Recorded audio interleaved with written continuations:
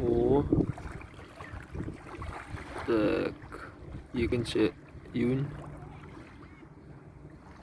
2020. Ақтау қаласы. Парашютпен көтеріліп бәрі.